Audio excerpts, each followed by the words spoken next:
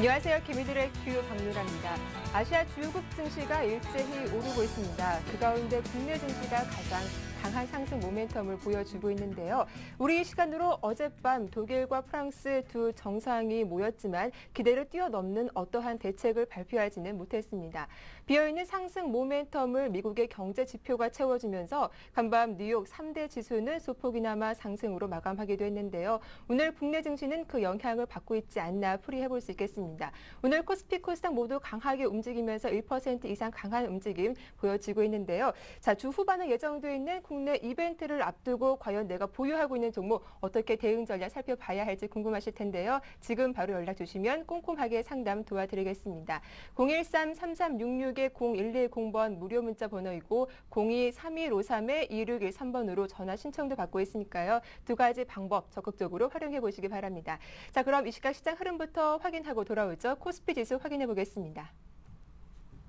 네, 오늘 코스피 프로그램 매물을 통한 매수가 강하게 유입되면서 지수를 받들어주고 있습니다. 현재 1%대 중반대 상승세를 이어가고 있는데요. 1854포인트까지 올라왔습니다. 코스닥 지수도 함께 강한 모습입니다. 어제 급락했던 정치 테마주가 하루 만에 기승을 부리는데요. 개인과 기관 쪽의 매수세가 유입되면서 520선 중반까지 올라왔습니다. 원달러 환율은 미국의 경제 지표가 강세를 보이면서 약세로 돌아섰습니다. 나흘 만에 하락세를 보이면서 7원 하락한 1,156원 60전에 거래되고 있습니다. 네, 보다 자세한 시장 분석은 우리 투자증권 길계전 부장과 함께 세워보겠습니다. 부장님 안녕하세요. 네, 안녕하십니까? 네, 시장의 주목을 받았었던 독일과 프랑스 정상회담 결과는 기대 이하였습니다. 하지만 국내 시장 좀 강한 모습인데요. 미국 경제 지표 탓입니까? 아니면 기술적 반등 때문입니까? 네, 현재로서는 기술적 반등이 강하다고 판단은 되어지고 있고요. 독일과 프랑스의 정상회담 결과가 나왔는데 사실상 소문난 잔치에 먹을 것은 없었다라는 평가가 나오고 있습니다. 하지만 이번 독일과 프랑스 정상회담에서 그동안 다뤄지지 않았던 주제인 경제 성장에 대한 우선순위가 의제로 다뤄졌으며 결국 유로 재정위기 해결을 위해서 근본적인 뿌리를 논의했다는 측면에서는 의의가 있는 회의였고요. 또한 EFSF 확대 방안과 7월 출범하는 ESM의 기금 충원 방안에 대해서도 검토가 된 것으로 알려지고 있습니다. 이는 전체적으로 신재정 협약의 완성을 위한 다양한 논의가 진행된 것으로 지금 판단을 하고 있고요. 일단 경제 성장에 대한 논의가 되었기 때문에 유로권의 2대 경제권인 독일과 프랑스가 실질 경제 성장을 통해서 유로존을 끌어주지 못한다면 원천적인 문제에 봉착할 수밖에 없다는 그러한 사실을 설명해준 내용이 되겠고요. 구제금융 재원 확충 방안에 대해서도 기존의 틀에서는 벗어난 내용들은 논의가 된 것이 아닌 것으로 판단이 되어지고 있습니다.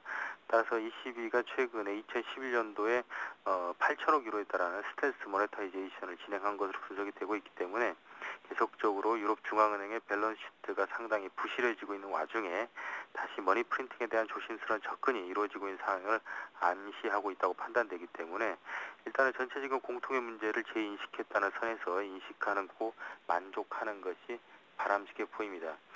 지금 장 자체를 기술적 분석으로 국내 시장을 분석을 해드리면 1월 3일 날 49포인트 상승 이후에 4일 연속 토탈 마이너스 48.92포인트가 하락을 했었습니다. 따라서 금일의 상승은 기술적 반등성이 굉장히 강하고요. 하락보다는 상승 포인트가 더 컸기 때문에 금일의 반등으로 다시 상승세로 접어드는 게 아니냐는 분석도 있지만 아직까지는 박스권 내 등락을 거듭하고 있다 판단이 되어지고 있고요. 일단은 베이시스 호전으로 프로그램 순매수가 아침 장 초반부터 유입되면서 시장의 상승세로 빠르게 움직였던 것으로 보고 있습니다. 그리고 외국인은 투기적 트레이딩으로 대응을 하고 있기 때문에 지금은 기술적 반등의 성격이 짙고 금주 옵션 만기와 금통일을 앞두고 거래량과 거래대금 감소 추세를 봤을 때는 일단은 박스권을 오가는 등락만 보일 것으로 전망을 하고 있습니다. 네, 이제 앞으로 유럽 국가들의 국채 발행도 남아있고 또 이제 독일과 이탈리아 정상회담도 앞두고 있는데요. 좀 체크해봐야 할 주요한 포인트 있다면 좀 정리해 주시죠. 네, 대부분 유로 지역의 체크 포인트 가장 중요해진 것 같습니다. 기존의 미국발 데이터들은 상당히 양호하게 나왔음에도 불구하고 시장을 강하게 끌어올려주지는 못했고 있기 때문에 지금은 최근에 대두되고 있는 헝가리의 디폴트 가능성이 조심스럽게 점쳐지면서 그리스의 뒤를 잇는 것이 아니냐는 불안감이 시장에서 조성되고 있습니다. 헝가리 사태를 관심 있게 지켜봐야 된다는 얘기인데요. 준비된 그림을 참조해 보시면 헝가리의 국가별 뱅킹 익스포저 현황이 자료가 준비되어 있는데요. 오스트리아가 416억 불로 헝가리에 대한 가장 많은 익스포저를 가지고 있고 그 다음으로 2위가 이탈리아를 기록하고 있습니다. 이탈리아가 헝가리에 대한 뱅킹 익스포저가 234억 불 정도 익스포저를 갖고 있다는 것이기 때문에 적어도 헝가리가 문제가 된다면 이탈리아까지 또 새로운 문제점을 야기시킬 수 있다 이렇게 판단하셔야 될 것 같고요. 준비된 그림 두 번째 그림 유럽 중앙은행의 이탈리아 은행에 대한 펀딩 규모를 보시면은 이탈리아 국채와 독일 국채 간의 스프레드가 531포인트로 지난 11월 고점 550포인트에 거의 근접한 상황을 알 수가 있습니다. 그리고 또한 최근 이탈리아 국채 수익률이 7.159%를 기록하고 있는 와중에 유럽 중앙은행에서 이탈리아에 대한 자금 규모를 2천억 유로 정도의 지원을 최근까지 하고 있다는 것을 감안해 보면 2011년 상반기 500억 유로 정도의 지원에서 유로 지원 규모가 급격히 늘어난 것을 알 수가 있습니다. 따라서 지금은 그리스, 헝가리, 이탈리아로 이어지는 계속적인 유로존 상황이 유지가 되고 있는 상황이고요. 이탈리아가 1월에 국채 발행 계획이 아마 1월 12일과 13일 그리고 26, 27, 30일로 예정이 되어 있습니다. 따라서 1월 중순까지의 물량들은 무난한 소화가 가능할 것 같고요. 2월 말부터서 도래하는 물량들은 그 규모와 횟수가 많다는 측면에서 27일 재무장관 회담과 30일 유로 정상회담의 결과에 따라서 시장에 강한 변동성을 줄 개연성이 높다고 판단합니다. 따라서 지금까지는 트레이딩으로 계속 대응을 하고 있지만 1월 말에는 오히려 잠시 현금화했다가 2월 초를 맞아보는 전략이 어떨까 하는 판단이 되어지고 있습니다. 네, 일단 앞서 오늘 기술적 반등의 의미를 둬야 한다라고 말씀을 하셨는데요. 그렇다면 오늘 전략 어떻게 세워봐야 할지 궁금합니다. 좀 박스권 상단에 오면은 매도하는 전략이 필요한 건가요? 네, 최근에 개인들이 매매 전략이 상당히 스마트해지면서 지수가 하락 시에는 매수에 들어가고 또 지수가 상승 시에는 매도를 하면서 적절한 트레이딩을 잘 하고 있습니다. 이것은 바로 박스권 트레이딩에 대한 정확한 개인들의 투자 습관이 지금 잘 나타나고 있는 그런 상황이고요. 4일 연속 하락하는 와중에 개인 투자가들이 저점 분할 매수로 임하면서 오늘 차익 실현의 기회를 또 잘 잡고 있는 것 같습니다. 따라서 지금 시장 자체가 박스권 트레이딩 외에는 특별히 추가할 만한 전략이 없는 그런 매매 패턴이 반영되고 있는 그런 상황이라고 보시면 되겠고요. 금융정책당국에서 최근에 과열된 개별 테마주 편성 분위기에 적절한 제동을 걸어주고 있습니다. 이것은 시장 정착을 위한 적절한 조치라고 판단이 되어지고 있고요. 테마주 형성은 약하겠지만 물론 중소형 우량 실적주들의 흐름은 꾸준한 추세를 형성할 것으로 예상하고 있습니다. 따라서 이러한 매매 자체가 무조건 나쁘다고 볼 수는 없을 것 같고요. 관심주를 얘기 드리면 최근에 유가 관련해서 S-오일 관심 가지셔야 될 것 같고요. 그 다음에 대한통운과 대산 같은 종목, 그리고 기술주 중에서는 디오텍과 더존비존, 그리고 S맥 같은 종목을 관심 있게 보셔야 되고, 개별 종목 하나를 추천해드리면 슈프리마의 경우에 미국의 크로스 매치 사회 특허 분쟁 종료에 따라서 턴어라운드 기대감이 높아지고 있습니다. 따라서 소송 비용 부담 해소로 2012년 영업이익률이 30%까지 증가할 전망이기 때문에 이러한 중소형 개별주에 대한 접근 계속 긍정적으로 트레이딩 추천 박스권 전해드립니다. 네, 오늘장 분석과 함께 또 대응 전략, 관심 종목까지 말씀 잘 들었습니다. 도움 말씀 고맙습니다. 고맙습니다.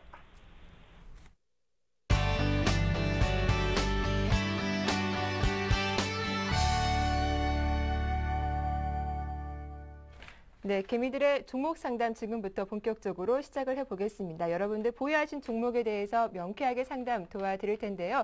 저와 함께 하실 두 분의 전문가 소개해드리겠습니다. 우리 투자증권 강남 S&G센터의 정태근 전문가 그리고 와이즈인베스트 심기현 대표 나오셨습니다. 안녕하세요. 안녕하십니까. 네, 가장 먼저 여러분들의 시청자 전화 상담으로 첫 번째 순서 시작을 해보도록 하겠습니다. 어떤 분과 전화 연결되어 있을까요? 바로 만나봅니다. 안녕하세요. 여보세요? 네, 시청자님 안녕하세요. 네, 안녕하세요. 예, 반갑습니다. 많으십니다. 아유, 고맙습니다. 예. 점심 네. 맛있게 드셨나요? 네? 예, 점- 아직 안 먹었습니다. 아직 안 드셨어요? 네. 자, 그럼 오늘 좀 어떤 종목이 고민이 되셔서 전화 주셨는지 여쭤볼게요. 저기, SK컴즈요. SK컴즈요. 네. 예, 최근에 SNS 테마로 가장 좀 부각이 됐던 종목이기도 한데 우리 시청자님은 얼마에 매수하셨어요? 15,000원. 15,000원. 네. 얼마 안 되셨네요. 예. 네. 이 종목 그렇다면 좀 뭐 단기적으로 대응하신 건가요? 중장기적으로 보신 건가요? 단기요. 단기요? 그럼 네. 시청자님께서는 개인적으로 목표가를 설정해 두셨어요? 목표가요. 네. 한 17,000원 정도나 아. 18,000원. 17,000원에서 18,000원. 네네네. 네, 단기적으로 좀 과연 이 목표가까지 올라갈 수 있을지 저도 좀 궁금한데요. 네, SK컴즈 그런 비중은 어느 정도시죠? 100%입니다. 100% 들어가셨어요? 예, 좀 아, 많아요. 네, 약간 불안해요.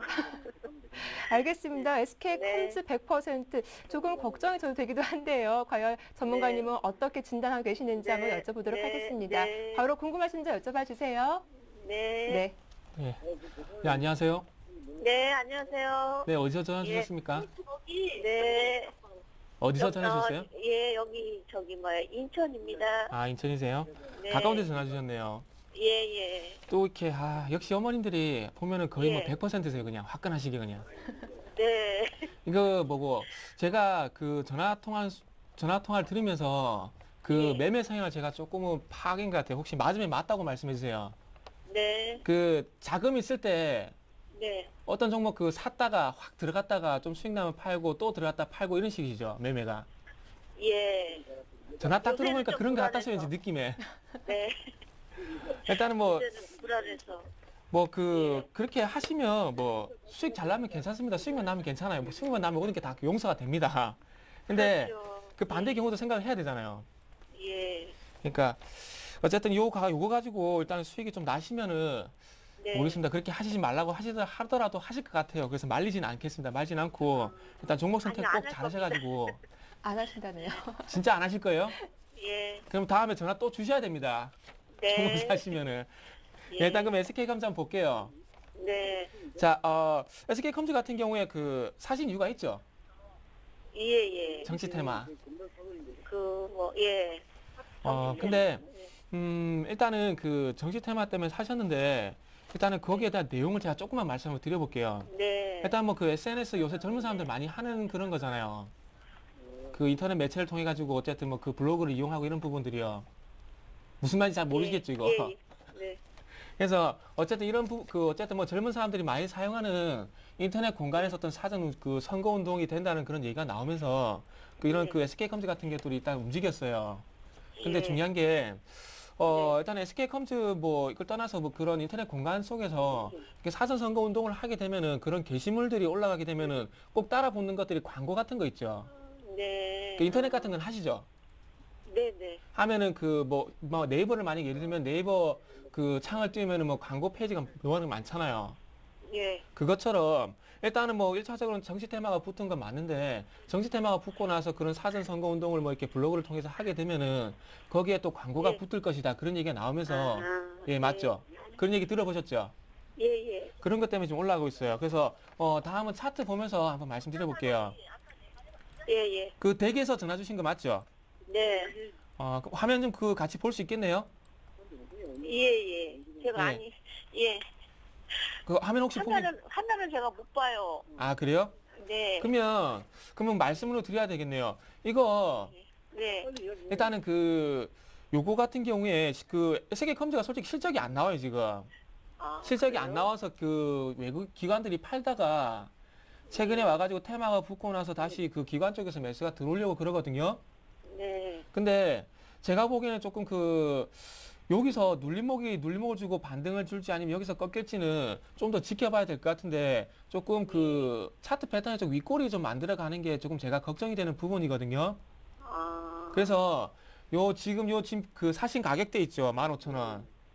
네. 15,000원 요 가격대에서 일단 네. 여기서 지켜주고 2차 반등 나오면 일단은 갖고 가시는데 오히려 더 올라가려면 이제 개인들이 붙어야 되는 게 아니고 기관들이 붙어야 돼요. 예. 그래서 일단은 딴 거 다 생각하지 마시고 한 번씩 이렇게 그 차트 열어가지고 종목 보시면서 네. 당일날 꼭 장 마감하고 나면 꼭 보셔야 될 게 어떤 부분이냐면 이제부터 네. 기관들이 들어온지 그거 보시고요. 아. 기관들이 들어오면은 일단은 갖고 가 보세요. 기관들 믿고. 네. 지금은 테마로 가지고는 조금 한계가 없지 않아 있어 이게. 예. 그러니까 장 마감하고 나면 기관 쓰고 매일매일 꼭 확인하시고 기관이 들어오면은 계속 가져간다. 그게 아니고 기관들이 안 들어오면은 조금 아깝지만은 종목을 교체 한번 해보는 게 낫겠다. 이렇게 좀 하시는 게 좋을 것 같아요. 제가 보기에는. 예. 예, 일단은 알겠습니다. 예. 제가 그 화면을 못 보니까 많은 얘기를 못 드렸는데 1차적으로는 그 뭐 어쨌든 누가 사야지 올라가잖아요. 결론적으로. 네네. 그러니까 일단은 뭐 수급 한번 믿어보시고 기관에 수급 들어오시면 체크하시고 다음에 또 네. 문제 생기면 또 전화 주세요. 네네. 네. 네. 감사합니다. 네. 네. 예. 네, 시청자님의 종목 SK컴도 저희가 전화 상담으로 꼼꼼하게 분석을 해봐 드렸습니다. 자, 이어서 문자 상담 이어갈 텐데요. 첫 번째 들어온 종목은 바이넥스가 들어왔습니다. 이분 매수하신 가격은 9,860원 그리고 비중이 10%이신데 현재 조금이나마 이익 구간에 있으십니다. 향후 전망과 그리고 또 매도 시점 알고 싶다라고 하시는데요. 바이넥스는 심기원 대표님께서 해결해 드리겠습니다. 네, 그래서 뭐 네. 바이넥스 같은 경우에는 결론적으로는 홀딩하시는 것이 맞지 않을까라고 말씀을 드리겠습니다. 최근에 좀 급등 흐름 보이면서 주가가 6,000원대에서 10,000원까지 올라가는 그런 모습 보였는데 뭐 이러한 급등에는 뭐 어느 정도 이유는 있다라고 말씀을 드리겠습니다. 먼저 바이오 시밀러에 대한 부분 계속적으로 상용화에 대한 기대감이 작용을 하고 있고 이제는 실적 기대감까지도 나오고 있는 그런 종목인 만큼 전반적으로 투자 심리는 상당히 개선될 수 있겠다라고 말씀을 드리겠습니다. 또 한 가지 바이넥스의 최대 그 주가 상승 모멘텀이라고 볼 수가 있는 것이 바로 삼성그룹에서의 이 바이넥스 인수 가능성이 나오면서 관련주가 상당히 급등하는 흐름 보였는데 전반적으로 봤을 때는 지금 시점 뭐 주가가 1,500원에서 형성을 하고 있기 때문에 뭐 고평가에 대한 논란 나올 수 있겠지만은 성장성 부분 그리고 최근에 다시 한번 대선 관련 테마가 조금은 수그러드는 모습 보이면서 이 바이오 관련된 기업들에 대해서 다시 한번 재조명이 되고 있는 그런 모습을 보이고 있다라고 말씀을 드리겠습니다. 따라서 지금 시점 매수 이후에 좀 수익 구간이신데 욕심을 내셔갖고 한 12,000원 목표가 12,000원대까지를 한번 잡고 매매하시면은 좋지 않을까라고 말씀을 드리겠고 손절가 같은 경우는 좀 짧게 말씀드릴 수는 있겠지만 이 종목 워낙 모멘텀이 좀 강하기 때문에 한 9,200원 선 이탈 시에는 손절 처리가 필요하다 하지만은 그 가격대가 이탈되지 않는다고 한다면은 추세는 상승 쪽으로 계속적으로 잡고 있는 상황인 만큼 바이넥스 같은 경우 손절가 9,200원 그리고 목표가는 좀 높게 잡으면은 12,000원대까지 한번 잡고 매매해도 좋은 종목이지 않을까라고 말씀을 드리겠습니다. 네, 바이넥스 손절가하고 목표가 말씀해 주셨으니까요. 이 점 잘 참고하시면서 좋은 결과 있길 바라겠습니다. 다음 종목은요. 두 종목이 들어왔습니다. 솔고바이오 그리고 한국전자인증 두 종목 매수해도 될까요? 라고 물어봐 주셨습니다. 솔고바이오 하면 또 대표적인 대선 테마주이기도 한데요. 어제 좀 급락했는데 오늘은 또 많이 올라온 것 같습니다. 솔고바이오 지금 매수해도 괜찮은 종목인지 궁금하고 또 한국전자인증 또 보안주이기도 한데 이 종목 매수 가능한 건가요? 저 두 종목 중에 한 종목을 찍어야 되나요? 글쎄요. 두 종목 다 물어보신 것 두 종목 같아요. 다요? 네. 참 그 테마주는 참 애매한데 일단 솔고바이오 같은 경우에 네. 제가 그 말씀을 잘 해주셨듯이 음. 그 테마주입니다. 테마주인데 일단은 그 테마주 같은 경우에 그 대표적으로 뭐 안철수 테마인데 그 요 화면을 좀 그 차트 화면 좀 같이 보면서 말씀드려볼게요. 일단은 그 솔고바이오가 일단은 네. 매수를 할 때 조금 안철수 연구소 같은 이런 흐름이 나와준다면 물론 매수를 할 수도 있겠죠. 뭐 지금 현재 그 최근에 와서 안철수가 정치에 조금은 참여할 의사가 있는 것처럼 내비치고 있는 그런 또 모양새 연출하고 있거든요. 그래서 제가 보기에는 이 안철수가 상당히 좀 머리를 좀 잘 쓰시는 것 같아요. 그래서 이번 올해 12월 달까지 진짜 안심을 할 수 없을 것 같습니다. 그래서 네. 일단은 그 솔고바이오 같은 경우에 일단 요거보다는 그 직접적으로 관련이 있는 종목 하려면 차라리 안철수 좀 비싸더라도 안철수하는 게 더 낫지 않겠나 생각이 들고 있고요. 그리고 한국전자인증 같은 경우에 요거는 그 아무리 생각해도 좀 그거 것 같아요. 이거는 그 뭐지? 그 매매하실 때 HDS 키울 때 매매하시려면 그 공인증서 그걸 사용해야 되잖아요. 그래서 아마 그 부분하고 좀 상관이 있는 것 같은데 그거하고 연관지에서 볼 때 최근에 와서 그 전자결제 관련주 있죠. 그거랑 좀 연관이 있는 것 같습니다. 근데 지금 요게 조금 조금 솔고바이오 같은 경우에는 일단 솔고바이오보다는 안철수가 낫다고 그런 결론 먼저 한번 내보고 싶고요. 그리고 네. 한국전자인증 같은 경우에 요거는 차트적으로 좀 접근을 해야 될 것 같은데 조금은 위험한 종목이에요. 조금 위험한 종목인데 자 요쪽에 항상 제가 말씀드린 짱대운봉의 그 거래량 이거 조심하라 말씀드리잖아요. 근데 중요한 건 여기서 이런 거 맞게 되면 한 번은 꺾여야 되는데 요 짱대운봉을 이겨내면서 다시 한번 더 반등이 나아지고 있다는 겁니다. 그리고 마찬가지로 다시 한번 그 거래량과 짱대운봉이 동반이 되면서 한번 꺾일 자리가 왔어요. 그렇다면 지금 접근한다는 전제에서 말씀드린 거예요. 한번 이렇게 고점에 대한 신호가 여기 앞전에도 고점에 대한 신호 11월 25일 날 오고 나서 한번 한번 죽었죠. 죽고 나서 올라갔듯이 요것도 한번 두 번째 고점 신호가 왔기 때문에 제가 보기엔 1,600원에서 1,500원 정도에서 다시 한번 눌리고 한번 줄 것 같습니다. 근데 이 전제 조건을 까는 이유는 1,500원에서 1,600원 사이에서 1,500원에서 1,600원 정도 가격 사이에서 일단은 중요한 게 요 자리를 일단은 버텨주는 걸 보고 사는 걸로 하시죠. 자, 중요한 것은 한번 받고 나서 조정을 받는 것이 중요한데 조정을 분명히 나올 겁니다. 나온 게 중요한데 조정을 받는 것이 중요한 거 아니라 조정을 받고 나서 어느 정도 가격대에서 이렇게 지켜져야 된다는 거예요. 그래서 마찬가지로 지금도 마찬가지로 이렇게 음봉과 그리고 거래량이 동반이 됐기 때문에 한번 출렁일 겁니다. 출렁일 건데 조정은 당연하다 봐야 될 것 같고 그리고 마찬가지로 조정이 보이고 난 뒤에 어떤 지지력을 보면 가격대가 분명히 나올 거예요. 그래서 그 가격대를 일단 보시고 제가 보기엔 접근하는 게 좋을 것 같습니다. 근데 그 가격대가 제가 보기에는 1,500원에서 한 1,600원 사이 요 정도 가격이 되지 않겠나 이렇게 한번 말씀 한번 드려보도록 하겠습니다.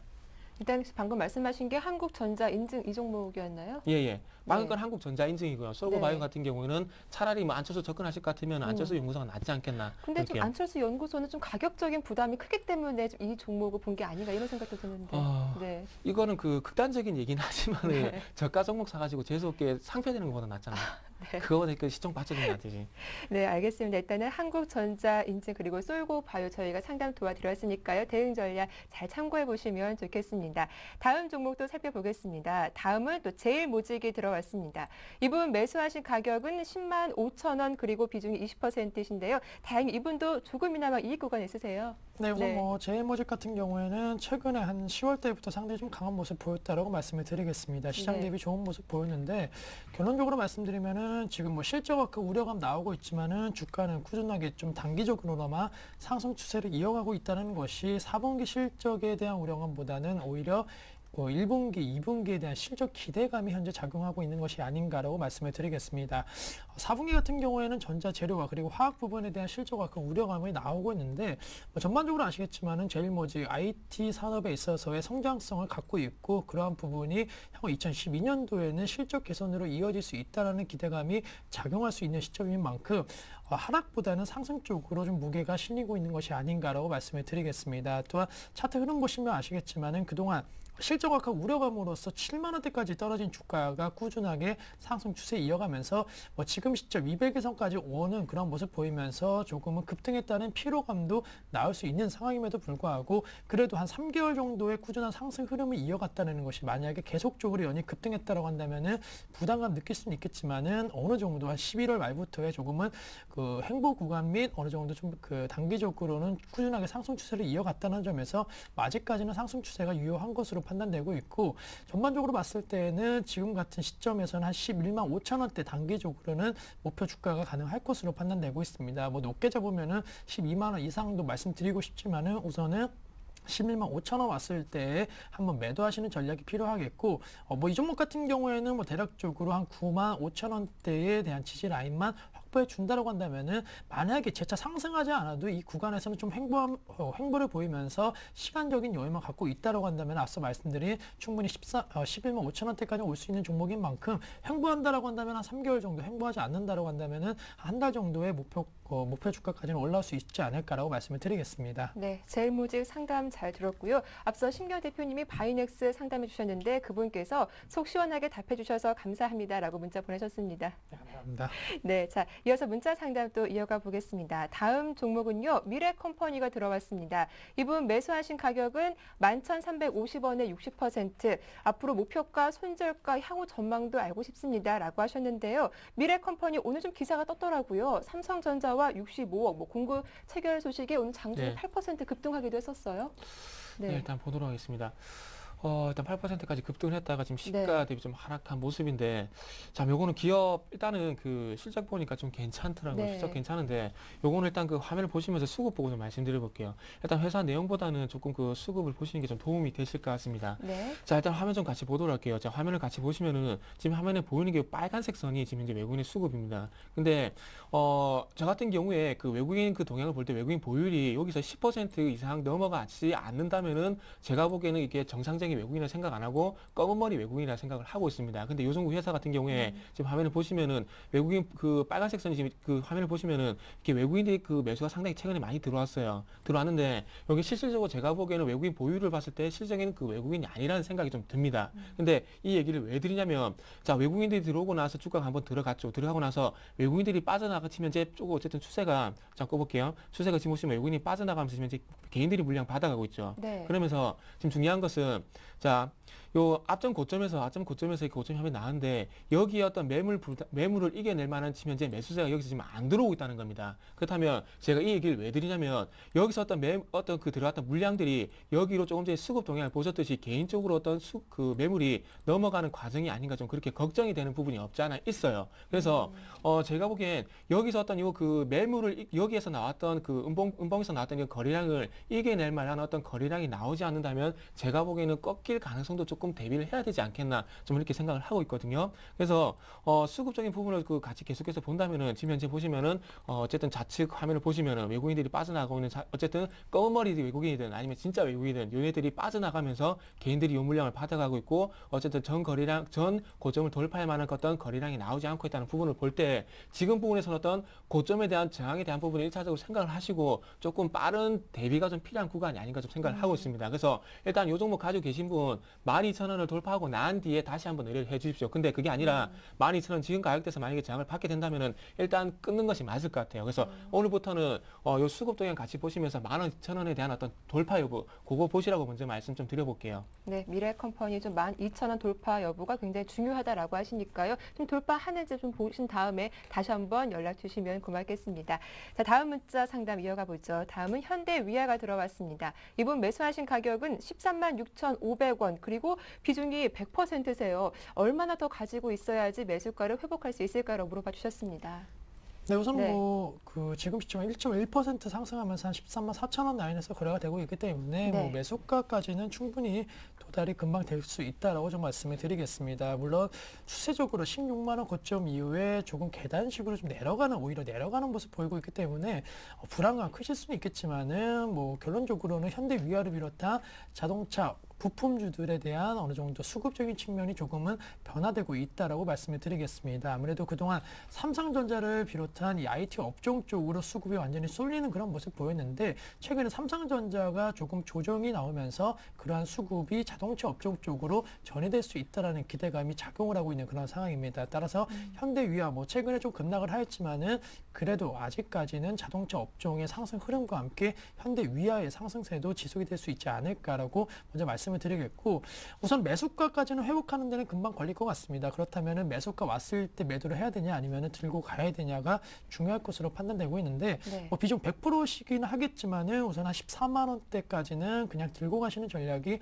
필요하지 않을까라고 말씀을 드리겠습니다. 14만 원에서 그리고 15만 원 사이에서는 비중은 한 50% 정도까지 줄여주시고 만약에 한 비중을 전반적으로 좀 계속적으로 분할 매도하시는 관점에서 줄이시다가 한 30% 정도까지는 한 17만 원대까지 한번 잡고 매매하시면은 좋은 그런 주식인 만큼 50에서 70%는 앞서 말씀드린 대로 한 14만 원대에서 계속적으로 올라가면 분할 매도를 해두시고 나머지 물량 30% 정도는 한 17,000원 정도까지는 좀 중장기적으로 가져가시면서 현대위아 끌고 가보는 것이 좋지 않을까라고 말씀을 드리겠습니다. 오늘 좀 반등이 나오고 있긴 하지만 추가적으로 하락할 염려는 없을까요? 네, 우선 시장이 크게 꺾이지만 않는다라고 한다면 현대위아도 급락에 대한 가능성은 좀 낮다라고 말씀을 드리겠고 네. 워낙 이 종목 같은 경우에는 부품주 다 아시겠지만은 경기 호황이라든가 경기 불황이 큰 상관이 없습니다.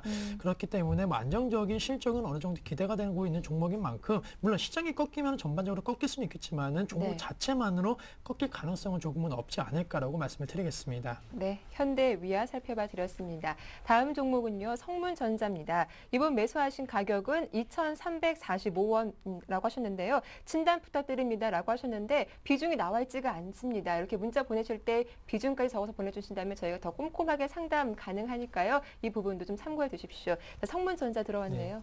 아마 이거 비중 많을 겁니다. 비중 많아서 아마 얘기를 안 했을 거예요. 일단 성문전자 같은 경우에 일단은 그 증착 필름 관련해 가지고 그 회사인데 제가 보기에는 그 만약에 어떤 증착 필름 회사에 어떤 접근을 한다면은 지금 요거 말고 증착 필름 그 아이 컴포넌트가 맞는지 모르겠는데 아시는 분 혹시 게시판에 좀 올려주십시오. 거기 방송 보시는 분. 그래가지고 하여튼 증착 필름 관련해서는 요 회사보다는 지금 생각이 안 나는데 그 회사 그 좀 게시판 좀 올려주시기 바랍니다. 좀 부탁 좀 드릴게요. 하여튼 그 회사를 좀 하시기 나을 것 같고 요 종목은 일단 기술적으로 그 차트적인 패턴을 좀 보셔야 될 것 같아요. 화면을 좀 같이 보면서 말씀드려 본다면은 일단 8월 달에 급락을 막기 전까지의 어떤 주가를 회복하는 시도가 조금씩 나아지고 있어요. 자, 이렇게 그 차트를 늘려본다면은 지금 위쪽에 보이시는 이 거래량이 이렇게 눈에 띄지가 않을 겁니다. 눈에 띄지가 않는데 요걸 조금만 이렇게 늘려본다면은 거래량이 조금씩 한 번씩 거래량이 한 번씩 들어가는 이런 세력들이 한 번 들어가는 게 표시가 돼요. 근데 이런 부분들이 나오기 시작하면은 언젠가 요 떨어질 때만큼 어떤 변동성이 확대되는 경우가 상당히 많습니다. 그래서 요 종목은 일단 회사 내용과 관계없이 지금 방금 말씀을 드렸듯이 기술적으로 봤을 때 변동성이 확대되는 구간이 분명히 한번 나올 거예요. 그래서 그거를 한번 노려봐야 될 것 같은데, 자, 1차적으로 제가 보기엔 8월달 급락 막기 전까지 한 2,800원까지는 충분히 나올 수 있을 것 같아요. 요 변동성이 나온다면 제 예상보다 더 많이 갈 수도 있고요. 근데 중요한 것은 요걸 나올 때까지 일단 기다려야 되는데 요게 언제 나올지 솔직히 잘 모르겠습니다. 그래서 그거를 일단 기다려야 될 것 같은데, 일단 차트적인 패턴을 봤을 때, 자, 일단 손절가만 먼저 제시할게요. 일단 2,250원의 손절가를 형성하고 난 다음에 제가 조금 전에 말씀드렸던 그런 변동성이 나오기를 한번 조금 기다려 보십시오. 그래서 지금 제가 보기에는 세력이든 아니면 단기 세력이든 그게 상관없이 현재 지금 제가 보기에는 차트를 조금씩 만들어가고 있어요. 소위 뭐 차트쟁이들이 하는 그 말인데 차트를 조금씩 만들어가고 있거든요. 그래서 변동성을 한번 기다려 보시고 최후 라인은 손절가만 2,250원만 좀 제시를 하도록 하겠습니다. 네, 이렇게 성문전자까지 살펴봐 드렸습니다. 자, 이어서 두 번째 전화 연결 주인공 만나볼게요. 안녕하세요. 예, 안녕하세요. 네, 시청자님 반갑습니다. 예, 예, 자, 오늘 좀 어떤 종목이 고민되시나요? 대우증권. 대우증권이요? 예. 예, 좀 목소리 힘이 많이 없으세요. 예, 대우증권하고요. 네. 하이닉스하고 두산인프라코. 아, 세 종목 갖고 계세요? 예, 일단은 대우증권과 두산인프라코어, 하이닉스, 일단 종목명만 들어봤을 때는 뭐 금융, 기계, IT 골고루 포트폴리오 담고 계시네요. 예, 예. 네, 일단 그 부분은 좀 좋지 않나 이런 생각이 드는데 일단 매수가도 궁금합니다. 매수가하고 비중도 말씀해 주세요. 대우증권은 네. 2만 원대고요. 2만 그게 원이요? 비싸게 샀는데 네. 유상증자하는 바람에 2만 원대고요. 네, 하이닉스는 2만 6천 원. 하이닉스 26,000원, 그리고 두산 두산인프라코는 19,000원이요. 19,000원이요. 예. 일단 대우증권도 그렇고 두산인프라코도 그렇고 좀 하이닉스만 그나마 좀 매수가 근처에서 움직이고 있는데 예. 이게 좀 고민이 많으실 것 같아요. 예, 두산인프라코도 전문가들이 22,000원까지 간다고 그래갖고 하이닉스가요? 아니 두산인프라코요. 두산인프라코가요? 예, 매도 시점을 놓쳤어요. 아, 매도 시점을 놓치셨군요. 예. 저기 시청자님, 예. 대우증권 매수하신 가격 좀 다시 한 번만 정확하게 말씀해 2만 원, 주세요. 2만 원. 2만 원이요? 예, 네, 2만 원의 비중이 40%라고 하셨나요? 예, 예. 예, 알겠습니다. 대우증권과 두산인프라코어, 하이닉스 저희가 살펴봐야 드려야 할 종목이 좀 많습니다. 서둘러서 상담 도와드릴게요. 예, 예. 네, 심경 대표님께 궁금하신 점 여쭤봐 주세요. 예, 예. 네. 네, 안녕하십니까? 예, 안녕하세요. 네, 우선은 그 업종 대표주를 좀 많이 매수를 해 주셨는데요. 예. 네, 우선은 그 가장 손실이 크고 또 비중이 큰 대우증권부터 먼저 말씀을 좀 드리겠습니다. 대우증권은요, 작년에 이익 실현하고 다시 들어간 게 그렇게 오래됐어요. 작년에 매수를 해 주신 건가요? 예, 작년에 그냥 3월 달에 결산이잖아요. 네. 그 결산 보고 이제 빠져나와서 결산 때 이제 주가가 올라갈까봐 이제 매수 들어간 게 이렇게 물린 거예요. 그러세요. 대우증권은 그럼 매수를 하신 이유가 주로 그 뭐 증권 거래를 하시는 증권사가 대우증권이신가요? 아닌데 대신증권인데. 대우증권을 그러면 대우증권 그때 어떤 대우증권이 한참 좋다고 그래갖고. 대우증권이요? 예, 예. 네. 그렇다면은 뭐 대우증권 같은 경우에는 그때 아마 그 작년도 한 3, 4월 달에 이 종목을 좀 관심이 있으신 것 같으신데 그때만 네. 하더라도 뭐 대우증권 같은 경우에는 역시나 이 위탁 매매, 리테일 관련된 영업 부분에 있어서 상당히 좀 강점을 갖고 있었던 그런 시점이기 때문에 그 부분에 아마 매수를 하신 것 같으신데요. 증권업종 대우증권뿐만이 아니고 거의 다 지금 하락 추세인 건 알고 계시죠? 예, 예. 그 부분이 뭐 금융 위기라든가 이러한 리스크도 있겠지만은 경쟁이 상당히 많다라는 것입니다. 아무래도 뭐 시청자님께서도 길거리 지나가시면 보시면 아시겠지만은 상당히 많은 증권사들이 있잖아요. 예. 그 증권사의 경쟁이 상당히 심화가 되면서 대우증권의 위상도 조금은 좀 낮아지고 있는 것이 사실이고, 대우증권 같은 경우에는 뭐 지금 대신증권을 이용하신다고 하셨는데 사실 고객이 돈을 맡기는 위탁 매매가 상당히 강점을 갖고 있었던 그런 회사입니다. 좀 그 위탁 매매 혹시 이해가 되시나요? 예, 예. 네, 돈을 주고 맡겨서 운영을 해주는 그러한 영업이 상당히 그 강점을 갖고 있었는데 2011년도 하반기부터 상당히 증시가 좀 폭락을 하면서 그러한 고객들이 많이 떠나는 모습을 보이면서 대우증권의 수익성이 조금은 악화가 된 상황이라고 말씀을 드리겠고 혹시 그 주식 말고 다른 뭐 증권사 금융상품 뭐 다른 거 많이 하시나요? 아니요. 그런 건 안 하시고요. 지금은 이제는 자산 관리라고 해갖고 대우증권뿐만이 아니고 증권사에서 이제 금융상품 판매를 통해서 수수료를 창출시키는 것이 가장 중요한데 대우증권이 그 부분에 있어서는 다른 그 대형사에 비해서 조금은 좀 그 경쟁력이 많이 약해진 것이 사실이다라고 말씀을 드리겠습니다. 따라서 주가가 조금은 그 상당히 우량줌에도 불구하고 거의 뭐 반토막이 난 상황인데 결론적으로 말씀드리면은 우선은 지금 손실이 너무 크신 상태이겠지만 사실 손주는 의미가 없으실 것 같고요. 대우증권 만약에 끌고 가신다고 한다면은 몇 개월 정도는 더 들고 가실 수 있으신가요? 예, 손해만 안 본다면 그냥 가져갈 수 있는데요. 그러세요? 그렇다면은 우선은 대우증권 같은 경우에는 매수가 부분까지 기다리자 이렇게 말씀드릴 수는 없고요. 한 15,000원 부분까지 온다라고 한다면 그때 다시 한번 좀 생각을 해보자라고 말씀을 드리는 게 지금 워낙 전문가님들이요 12,000원까지 보던데 네. 그 15,000원까지 가겠습니까? 네, 우선은 12,000원 같은 경우 좀 단계적으로 그 말씀을 드리는 거고요. 제가 말씀드린 거 아까 이제 기간을 여쭤본 거는 기간이 좀 길게 갖고 간다라고 한다면 15,000원대까지는 갈 수가 있을 겁니다. 하지만은 이것의 전제 조건이 역시나 금융 리스크 그 유럽발 악재가 어느 정도 해소가 된다라고 하는 전제만 달아드리는 거고 그것이 해결된다라고 한다면은 사실 대우증권 같은 경우에는 12,000원을 넘어서 15,000원대까지는 갈 수 있을 것으로 판단된다라고 좀 말씀을 드리고 싶고요. 많은 전문가님들께서 12,000원 얘기하시는 거는 지금 이 그 유럽발 악재가 지속이 되고 있는 가운데 기술적으로 좀 올라갈 수 있는 가격대가 12,000원이라고 말씀하시는 것 같습니다. 하지만 제가 말씀드리는 거는 기술적 반등이 아니고 워낙 손실이 크시기 때문에 기간을 넓게 잡으셔갖고 이 유럽 쪽의 악재가 어느 정도 해소되는 기간까지 기다린다고 한다면은 15,000원대까지는 좀 목표가가 설정이 가능할 것으로 판단되고 있고 뭐 대우증권 예전에 지금 아까 유상증자 말씀하셨는데 아무래도 말씀해드렸던 자산관리 시장에 대한 경쟁력 강화를 위해서 유상증자를 하였습니다. 중장기적으로는 다시 예전에 대우증권의 명성을 찾을 가능성이 높기 때문에 기간적인 그러한 그 제한이 없다고 한다면은 목표가는 15,000원 정도 잡고 매매하시면은 좀 좋지 않을까라고 말씀을 드리겠습니다. 좀 이해가 되셨나요? 예, 예. 네, 우선은 뭐 이 종목 그 15,000원 근데 올라오면 그 무조건 단기로 12,000원에 끊었다 다시 들어가면 될까요? 장기로요? 예.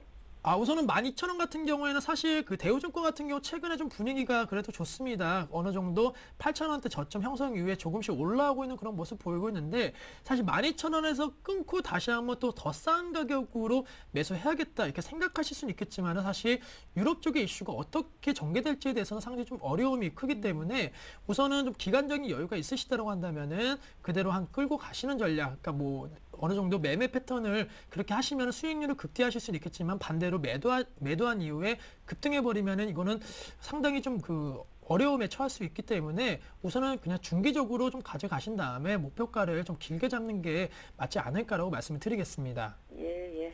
네, 우선은 대우증권 말씀드렸고요. 그 다음에 비중이 많으신 게 하이닉스지잖아요. 예. 네, 하이닉스에 대해서는 좀 그래도 긍정적으로 좀 말씀드릴 수가 있어서 좀 다행이다라고 말씀드리는 게 다시 그 사실 이 종목 매수하신 지는 작년 뭐 중하순쯤에 하셨나요? 그 오래됐어요. 작년에 그 37,000원까지 갔을 때 놓쳐버렸어요. 매수시키고. 그러세요? 그렇다면은 뭐 거의 2010년도에 매수를 해주신 건가요? 많았었는데 그거 줄이고 그거 남은 게 물렸어요. 그러셨어요?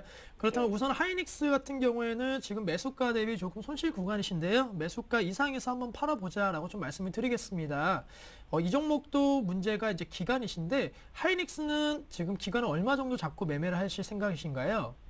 아니 그게 전문가님들이 25,000원 단기는 25,000원이고 8,000원 이렇게 보던데 네. 끊었다 다시 들어가려면 그게 놓쳐버릴까봐 계속 올라갈 것 같으면 놔두고 싶었어요. 네, 우선은 그 지금 시점 같은 경우에는 비중이 한 20% 되시는데요. 결론적으로는 제 생각에는 하이닉스가 좀 더 올라가지 않을까라고 말씀을 드리겠습니다. 그 이유는 크게 몇 가지가 있는데 우선은 최근에 그 하이닉스보다도 삼성전자의 상승률이 더욱더 좋은 건 아시죠?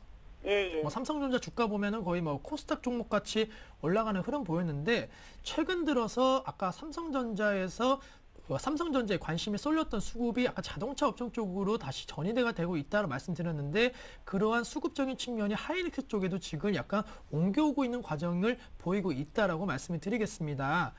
또한 그러한 수급적인 측면뿐만이 아니고 지금 단기적으로 박스권 상단에 위치하고 있기 때문에 조금 가격적인 부담을 느낄 수는 있겠지만은 좀 더 길게 놓고 본다라고 한다면은 그 어느 정도 15,000원에서 주가가 2만 원대 형성 이후에 조금 박스권 형태 횡보를 하고 있는 그런 단계이기 때문에 개인적으로는 다시 한번 좀 긴 계단형 상승이 가능하지 않을까라고 말씀을 드리겠고 반도체 업황 뭐 상당히 안 좋다 하고 있지만은 스마트폰 관련된 이 스마트 기기를 중심으로 한 반도체 산업에 대한 기대감이 계속적으로 작용하고 있다는 점, 하이닉스도 아직까지는 어느 정도 단기 상승 및 중기적인 상승 관점에서 유효한 종목이다라고 말씀을 드리겠습니다. 따라서 이 하이닉스 처음에 그 매수하셨을 때 목표가는 얼마 정도로 설정해 주셨나요? 32,000원 받는데 자꾸 올라가갖고 네. 한 4만 원 간다고 막 이래갖고요. 그래서 놔둔 거거든요. 그러세요? 그렇다면 우선은 그 32,000원 정도는 조금 무리가 있을 것 같고요. 좀 높게 잡으면 한 28,000원 정도의 하이닉스 목표 주가를 역시나 중기적입니다. 중기적으로 잡고 나오신다고 한다면은 뭐 다른 종목에서 조금 손실 나 있으시지만은 하이닉스만큼만은 수익을 조금 보고 나오는 관점에서 조금은 그 접근이 가능할 수 있겠다라고 말씀드리겠고, 하이닉스에 대해서는 목표가 한 28,000원 잡으시고요. 이 종목이 2만 원이 아닌 한 19,000원까지 내려온다라고 한다면 그때는 손절해 주셔야 되는데, 사실 박스권 하단이 2만 원이기 때문에 2만 원 이탈 시에서 손절해야지 이렇게 생각하실 수가 있는데 2만 원 밑으로 내려가면은 저가 매수세가 강하게 유입될 수 있습니다. 따라서 2만 원이 손절가가 아니고 한 19,000원 정도 손절가 잡으신다고 한다면은 충분히 좋은 매매 가능하지 않을까라고 말씀을 드리겠습니다. 예, 감사합니다. 예, 좀 이해가 되셨나요? 예, 예. 네, 그렇다면 마지막으로 두산인프라코 좀 봐드리겠습니다. 예. 두산인프라코는 그 전문가님들 지금 거의 뭐 전문가님들의 의견을 좀 많이 들으신 것 같으신데 단기적으로 얼마 정도를 바라보시고 계시는 건가요? 22,000원 얘기하길래요. 네. 21,000원까지 갔었는데 네. 22,000원 갈 때 말하고 매도 안 했거든요. 네. 그때 두 번 그렇게 왔다 갔다 했는데 22,000원까지 가겠습니까? 네, 우선은 결론적으로 말씀드리면은 그래도 두산인프라코 같은 경우는 매수가 예상에서는 파실 수 있지 않을까라고 말씀을 드리는 게, 사실 뭐 상당히 좋지 못한 상황입니다. 두산인프라코 뭐 중국에서 굴사기 판매가 저조하다 뭐 이런 얘기가 나오고 있는데, 사실 아직까지는 중국의 굴사기 판매 성장성만 봤을 때는 지속이 되고 있는 그런 모습이고, 뭐 중국 경제가 좋지 못하다 이런 얘기가 나오고 있지만은 아직까지 중국의 도시화, 즉 어느 정도의 공업화는 계속적으로 이루어지고 있다라는 점, 두산인프라코 같은 굴삭기 업체에 대해서는 분명히 호재성 재료로 작용할 수 있을 것으로 판단된다라고 말씀을 드리겠고요. 중국뿐만이 아니고 전 세계 그동안 뭐 이머징 국가라고 했던 뭐 브라질이라든가 이런 국가에서 계속적으로 발전이 되고 있는 그런 모습 보이고 있다는 것은 뭐 전반적으로 기계 업종에 대해서는 호재성 재료가 될 수 있겠다. 따라서 두산인프라코 같은 경우에는 매수가 대비 지금 떨어져 있는 상황인데요. 전문가들이 맨 처음에 제시해드렸던 한 21,000원대까지, 22,000원은 아니고 21,000원대까지의 단기 상승 가능성은 높겠다라고 말씀을 드리겠습니다. 또한 두산인프라코 뭐 아시겠지만은 이 종목 중국발 모멘텀이 지금 시점 만약에 작용만 해준다라고 한다면은 주가를 우리가 생각했던 것만큼 더 빠르게 올라갈 수 있는 그러한 종목이기 때문에 이 종목에 대해서는 중국 정부의 움직임을 계속적으로 조금은 체크하시면서, 뭐 그렇다고 어려운 것이 아니고 뭐 인터넷 포털 사이트에 뭐 중국 관련된 뭐 정책이라든가 뭐 이런 걸 치시면은 관련된 뉴스가 많이 나오니까 그러한 뉴스가 조금은 이슈가 될 때 급등할 수 있겠다고 생각하시면서 그때 한 21,000원에서 매도하시는 전략으로서 이 종목을 취해 주시면 될 것 같고요. 손절가에 있어서는 사실 이 종목 지금 가격대보다 더 떨어지지는 않을 걸로 보고 있습니다. 아무래도 실적 악화 우려감이 주가에 다 반영된 상태이기 때문에 시장이 급락하지 않는다고 한다면 이 종목도 한 17,000원대에서는 강하게 지지 라인 형성될 것으로 판단되고 있기 때문에 뭐 손절가는 조금 의미는 없지만은 그래도 한 16,000원 정도 좀 길게 넓게 잡는다라고 말씀드리면서 두산인프라코어에 대해서는 21,000원대 목표가 잡고 역시나 수익 보고 나오는 관점으로 두산인프라코어와 그리고 하이닉스는 매매하시는 것이 좀 필요하지 않을까라고 말씀을 드리겠습니다. 예, 감사합니다. 네, 감사합니다. 좀 도움 되셨나요, 시청자님? 예, 예. 네, 다음에 또 궁금하신 점 있으시면 언제든지 연락 주세요. 예, 예, 남은 감사합니다. 오후도 잘 보내십시오. 예, 예. 네, 시청자님의 종목 대우증권과 두산인프라코 그리고 하이닉스까지 상담 도와드렸습니다. 이어서 문자 상담 이어가 볼 텐데요. 다음 종목은 대한유팜이 들어왔습니다. 이번 매수하신 가격이 7,100원 그리고 비중이 40%, 매수와 매도 좀 진단 부탁드립니다 라고 하셨는데요. 대한유팜, 이 종목 좀 차트를 보니까 항상 윗꼬리가 좀 길게 네. 달려있는 게 특징인 것 같아요. 네, 일단 뭐 네. 소위 뭐 그 저희들끼리 하는 말로 좀 네. 지저분합니다. 좀 많이 네. 지저분해 차트가. 요 화면 요 차트 보시면서 말씀드려 볼게요. 요거는 좀 앞에 성문전자하고 좀 틀리게 말씀을 드려야 될 것 같은데, 왜 그렇게 말씀을 드려야 되냐면, 요거는 반등이 나올 때마다 뉴스가 꼭 나옵니다. 반등이 나올 때마다 뉴스 나오고 빠지고, 반등이 나올 때마다 뉴스 나오고 빠지고 이렇게 빠져요. 근데, 이거 차트를 보면서 말씀드려야 될 것 같은데, 왜 그렇게 말씀드리냐면, 자, 차트적인 패턴, 뭐 기본적인 이거는 그 패턴 분석인데, 그 바닥권에서 아까 성문전자와 마찬가지로 바닥에서 이렇게 올라올 때 있죠. 이렇게 거래량이 동반될 때, 네. 여기서 뉴스가 안 나와야 됩니다. 왜 그러냐면, 세력들이 이렇게 매집을 들어갈 때 이렇게 상승할 수밖에 없습니다. 그렇게 됐을 경우에 거래량이 동반되면 소위 말하는 단타장이 붙게 돼 있어요. 그러면 붙게 되면은 이제는 올라가는 것다 싶어갖고 붙어가지고 그 물량을 단기 세력들이 뭐 소위 말로 패버린다 그러죠. 패버리면서 이 물량을 떠넘겨버려요. 떠넘기고 나서 물량 그 아래쪽에서 소위 말하는 그 매수 물량이 매도 물량을 전환되면서 나올 때 그 물량 받아서 다시 한번 올리고, 그런 식으로 물량을 30% 그리고 50% 이렇게 받아 나가면서 그 아까 같은 변동성 확대된 구간을 만들어 간다는 겁니다. 근데 요거는 왜 틀리게 보냐면, 자, 잘 보세요. 6월 달에 올라갔죠. 올라갈 때 여기에 어떤 무슨 그 광고 개발한다는 소식이 나왔거든요. 그리고 잘 보고 11월 달도 마찬가지예요. 11월 달도 그 인플루엔자 포항인가 어디 울산인가 모르겠는데, 거기서 그 인플루엔자 얘기가 나왔다가 어떻게 됐냐면 거기서 음성 판정이 되면서 다시 한번 안 갔어요. 그리고 12월 달도 마찬가지로 최근에 와서 뭐 어떤 그 개발하고 있는 광고에서 뭐 시범 생산한다는 얘기가 나오면서 올랐다가 다시 한번 죽어버리죠. 그 최근에 와서 다시 한번 겨울철 되니까 또 인플루엔자가 발생이 될 것이야, 그런 얘기 나오면서 또 뭐 안 올리죠. 요거는 세력이 지금 장난치는 게 아니라 말 그대로 단기 어떤 그 꾼들이 올렸다가 팔아먹고 올렸다 팔아먹고 올렸다 팔아먹고 이거 반복을 하고 있어요. 그래서 네. 요거는 제가 보기에는 그 가전에 그 성문전자 같이 변동성이 확대되면서 위쪽으로 가기보다는 조금 부족한 부분이 없지 않아 있습니다. 왜? 올라가면 뉴스가 나와서 때려버리고 올라가면 뉴스가 나와서 때려버리고 이렇게 반복이 되잖아요. 그러니까 요거는 제가 보기에는 조금 파시는 게 맞을 것 같습니다. 그냥 요거 지금 현재 7,120원이면 수수료는 좀 나오실 것 같은데, 네. 그거 좀 아까워하지 마시고 그냥 다른 종목으로 좀 고민해 보시는 게 나을 것 같아요. 네, 대한유팜은 좀 어지럽기 때문에 빨리 좀 정리하고 다른 종목으로 좀 안전한 종목으로 갈아타는 게 좋겠다라는 의견 주셨으니까요. 잘 참고하시기 바랍니다. 다음 종목 이어가 보죠. 이노셀이 들어왔습니다. 이번 매수하신 가격은 1,830원이시고요. 비중이 15%이신데 진단 부탁드립니다라고 하셨어요. 네, 우선은 네. 뭐 이노셀 같은 경우는 아시겠지만 줄기세포 관련주입니다. 최근 네. 들어서 조금 테마의 성격이 좀 많이 변하고 있다라고 말씀을 드리겠고, 대선 관련 테마 물론 뭐 오늘 장에서 좀 강한 모습 보이고 있는 종목군들이 있지만은 줄기세포 관련 테마도 다시 한번 시세가 지금 분출되는 과정이 아닌가라고 말씀을 드리겠습니다. 지난 11월 달, 뭐 9월 달쯤에도 이러한 모습 보였는데 상당히 급등 흐름 보였습니다. 지금 같이 제2 바이오 치료제에 대한 기대가 높아지고 있는 상황인 만큼 이노셀 같은 종목군도 차라리 동반 급등에 대한 가능성은 아직까지 남아있는 상황이다. 따라서 오늘 급락 흐름 보이면서 지금 1,760원 나서 거래가 되고 있는데, 다시 한번 상승해 준다라고 한다면 매수가 부분까지는 좀 쉽게 도달할 수 있을 것으로 판단된다라고 말씀을 드리겠습니다.